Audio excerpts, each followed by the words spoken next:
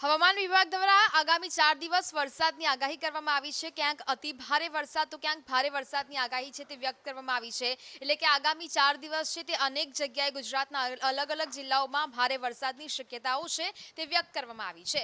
વિંડીના માધ્યમથી આપણે સમજવાનો પ્રયત્ન કરીશું કે ક્યાં કેટલો વરસાદ થઈ શકે છે। સૌથી પહેલા તો ઉત્તર ગુજરાતમાં પણ ભારે વરસાદની આગાહી કરવામાં આવી છે, સાથે સાથે દક્ષિણ અને મધ્ય પૂર્વ ગુજરાતમાં પણ ભારે વરસાદની આગાહી કરવામાં આવી છે। ઉત્તર ગુજરાતની વાત કરીએ તો ગાંધીનગર છે, મહેસાણા છે, આ તમામ જગ્યાએ સારો એવો વરસાદ થઈ શકે છે। હિંમતનગરમાં પણ સારો વરસાદ થઈ શકે, પાલનપુર, બનાસકાંઠા સહિત અનેક જિલ્લાઓમાં સારો વરસાદ છે તે થઈ શકે છે।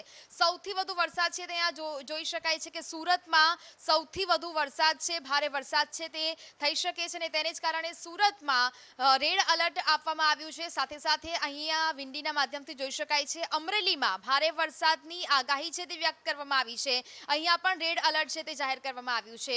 ઉત્તર ગુજરાતના જ્યાં અલગ અલગ જિલ્લાઓ છે ત્યાંની પણ જો વાત કરવામાં આવે તો ત્યાં ક્યાંક ઓરેન્જ એલર્ટ આપવામાં આવ્યું છે, યલો એલર્ટ આપવામાં આવ્યું છે। એટલે કે હવે આગામી 4 દિવસ સુધી 24, 25, 26 અને 27 તારીખ સુધી ગુજરાતને વરસાદ છે તે ગમરોડશે તેવી સ્થિતિ અહીંયા જોવા મળશે। સાથે સાથે સૌરાષ્ટ્રના અનેક ભાગોમાં અતિભારે વરસાદની આગાહી છે તે વ્યક્ત કરવામાં આવી છે। જૂનાગઢમાં પણ સારો એવો વરસાદ થઈ શકે, વેરાવળમાં પણ સારો એવો વરસાદ થઈ શકે, પોરબંદરમાં વરસાદની આગાહી છે તે વ્યક્ત કરવામાં આવી છે। સાથે સાથે અહીંયા કચ્છમાં પણ વરસાદની સંભાવનાઓ છે તે જોવા મળી રહી છે। ગાંધીધામમાં વરસાદ થઈ શકે, સૌથી વધુ વરસાદ છે ત્યાં ભરૂચમાં પણ તેની આગાહી વ્યક્ત કરવામાં આવી છે। એટલે કે ભરૂચમાં પણ સારો એવો વરસાદ છે તે થઈ શકે છે। સાથે મોરબીમાં પણ સારો વરસાદ થવાની સંભાવનાઓ છે તે વ્યક્ત કરવામાં આવી છે।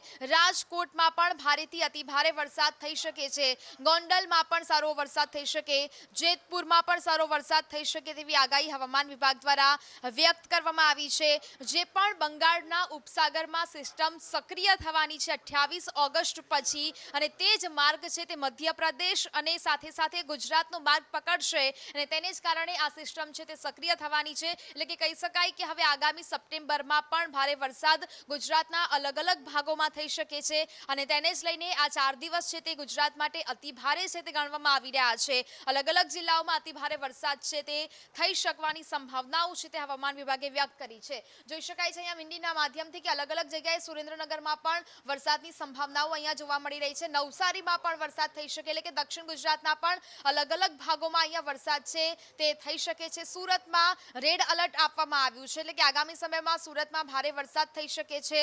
નવસારી, વલસાડ, વાપીમાં પણ ભારે વરસાદની આગાહી છે તે વ્યક્ત કરવામાં આવી છે। અમદાવાદમાં અત્યારે પણ વરસાદ શરૂ છે ને હજી પણ ભારે વરસાદ છે તે થઈ શકે છે। આગામી 4 કલાકમાં ભારે વરસાદની આગાહી છે તે અત્યાર સુધી વ્યક્ત કરવામાં આવી છે। ઉત્તર ગુજરાતના જે વિસ્તારો છે જ્યાં પાલનપુર છે, બનાસકાંઠા છે, વડનગર છે, મહેસાણા છે, હિંમતનગર છે, માણસા છે, આ તમામ જગ્યાએ સારો એવો વરસાદ છે તે થઈ શકે છે। સાથે સાથે અહીંયા જોઈ શકાય છે કે ઉત્તર ગુજરાતની વાત કરી સાથે સાથે દક્ષિણ ગુજરાતમાં પણ અહીંયા વરસાદ થઈ શકે। સુરત, નવસારી, વાપી અને વલસાડમાં વરસાદ થઈ શકે। આ બાજુ ભાવનગરમાં પણ વરસાદની સંભાવનાઓ છે તે જોવા મળી રહી છે। સાથે સાથે અમરેલીમાં જે રેડ એલર્ટ છે તે જાહેર કરવામાં આવ્યું છે। એક સાથે જે 3 સિસ્ટમ છે તે સક્રિય થવાની છે ગુજરાત પર અને તેને જ કારણે આ અતિભારે વરસાદની આગાહી છે તે વ્યક્ત કરવામાં આવી છે। ગુજરાતમાં 3 સિસ્ટમ એક સાથે સક્રિય થવા જઈ રહી છે અને તેને જ કારણે આ 4 દિવસ છે તે ગુજરાત માટે અતિભારે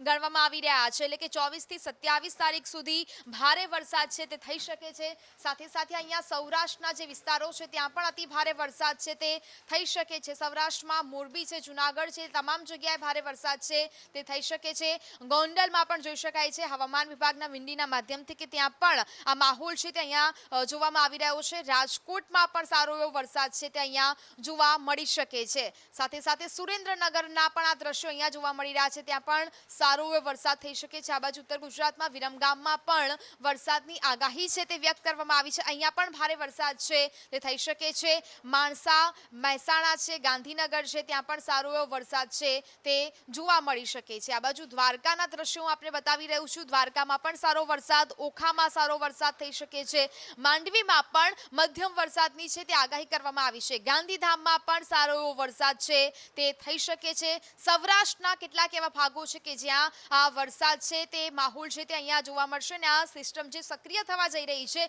સૌરાષ્ટ્રમાં ખાસ કરીને ભારે વરસાદ છે તે જોવા મળી શકે છે। જામનગરમાં પણ વરસાદી વાતાવરણ છે તે તે અહીંયા જોવા મળી રહ્યું છે, જેને કારણે અનેક ડેમ છે તે ઓવરફ્લો થવાની પણ જે સંભાવનાઓ છે તે અત્યાર સુધી વ્યક્ત કરી દેવામાં આવી છે. પોરબંદરમાં પણ અહીંયા ભારે વરસાદની શક્યતાઓ છે તે અહીંયા જોવા મળી રહી છે વિંડીના માધ્યમથી.